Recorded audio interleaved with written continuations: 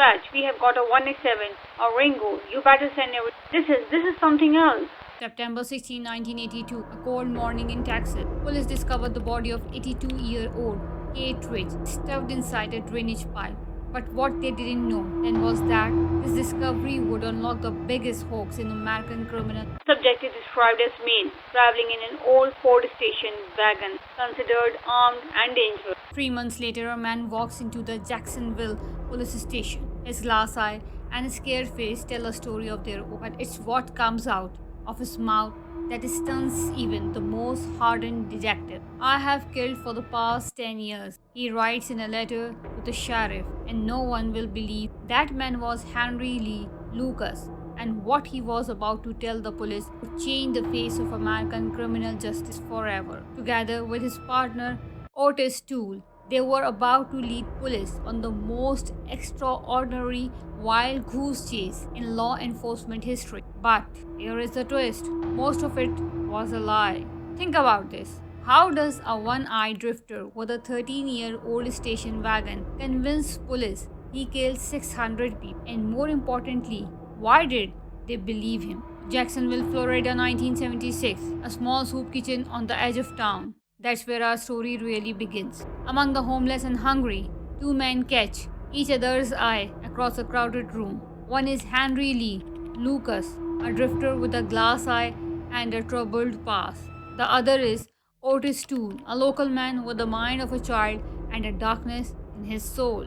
But let me tell you about their childhood, because what happened to these men, well, it's a stuff of nightmares. Little Henry grew up in a one-room log cabin in Virginia. His mother, a woman who had made any horror movie villain look tame, would force him to watch her with clients. He had dressed him in girls' clothes and sent him to school that way.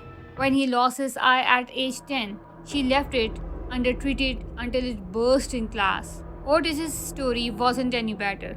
His grandmother, a self-proclaimed Satanist, would take him to graveyards at night. His own family dressed him as a girl and called him Susan. By age 10, he was already setting fires around Jacksonville, finding a strange comfort in the flames. These two broken souls found something in each other that day at the soup kitchen. Maybe it was understanding, maybe it was recognition, or maybe it was something darker. They became inseparable, drifting across America in Lucas' beaten up Ford station wagon, working odd jobs, living in abandoned houses. But their partnership was about to take a turn that would shock the nation. Because 7 years later, when Lucas walked into that Texas police station, he didn't just confess to his own crimes. He started talking about murders he did committed with Toole. And that's when the body count started rising. 10 murders became 50, 50 became 100, and then, well, that's where our story gets really interesting. June 1983, a small interrogation room in Texas. Henry Lee Lucas sits at a metal table, sipping chocolate milkshakes and eating ribeye steaks, courtesy of the police department. Tell us about the girl in California.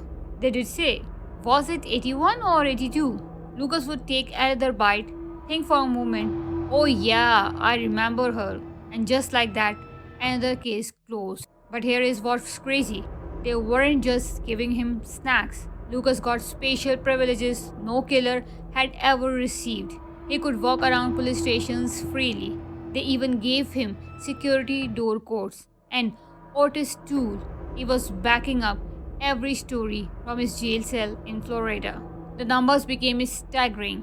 100 murderers confessed, 200, 300, eventually 600 people. Lucas was solving cases faster than he could eat those steaks. 3 murders in one day in Texas, the next day 2 in Florida, then another in California. The task force was ecstatic. Unsolved murders were being cleared across the country. But there was just one small problem. A reporter from the Dallas Times Herald grabbed a calculator and a map. He started doing math. For Lucas to have committed all these murders, he would have needed to drive 11,000 miles in 1 month, kill someone every other day for 8 years straight, be in multiple states at the same time. In other words, it was impossible. So, why would someone confess to murders they didn't commit? Well, how does a ribeye steak sound compared to prison food? How about a milkshake, a comfortable chair, air conditioning? And the police? Why did they believe him?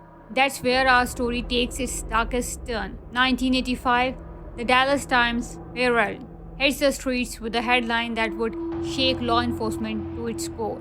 Hugh Ainsworth, a veteran reporter, had spent months tracking Henry Lucas's confession trial.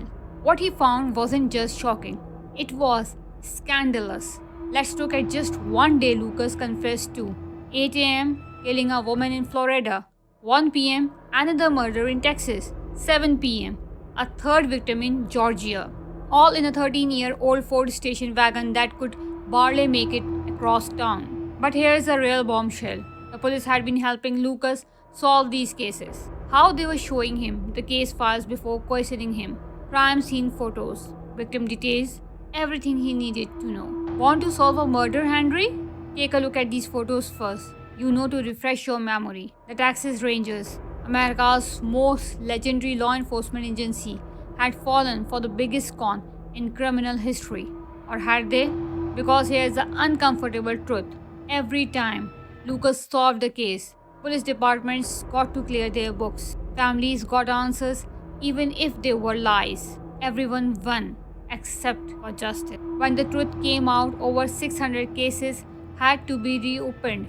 Real killers had walked free, and countless families had to be told the closure they had received was all a lie. Today, the Lucas and Toole case isn't just a story about false confessions, it's a warning about what happens when we want answers so badly that we stop asking questions. In 1998, George W. Bush did something he never did in his entire time as Texas governor. He commuted a death sentence. Henry Lucas's, even the state had to admit, they couldn't trust a single word he had said. The real numbers: out of 600 confessed murders, only 11 were confirmed for Lucas, just 6 for Toole. The rest still unsolved. But this case changed everything. Police departments across America had to rewrite their interrogation rules. No more sharing case files with suspects, no more refreshing memories with crime scene photos, and definitely no more steak dinners. Remember that beating up Ford station wagon, the one that hypothetically crossed America on a murder spree? It couldn't even make it across Texas without breaking down. Sometimes the biggest lies are the ones we most want to believe. Henry Lucas died in prison in 2001. Otis Toole in 1996. They took many of their secrets to the grave, but they left us with one vital truth. Sometimes the most dangerous criminal isn't the one holding the weapon. It's the system that is so desperate for answers, it stops looking for the truth. I'm not a serial killer, Lucas once said near the end. For once, he was probably telling the truth. Thanks for watching.